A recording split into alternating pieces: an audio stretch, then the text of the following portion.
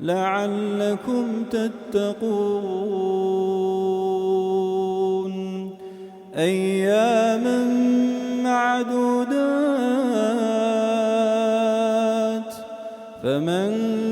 كان منكم مريضا أو على سفر فعدة من أيام أخر وعلى الذين يطيقونه فدية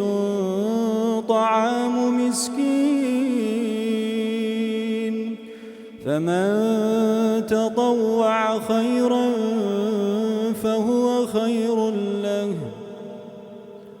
وأن تصوموا خير لكم إن كنتم تعلمون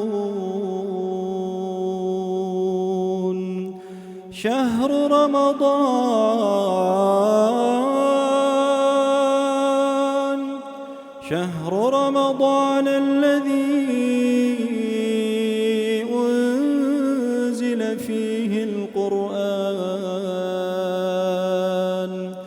هدى للناس وبينات من الهدى والفرقان فمن شهد منكم الشهر فليصمه ومن كان مريضا أو على سفر فعدة من أيام أخر يريد الله بكم اليسر ولا يريد بكم العسر ولتكملوا العدة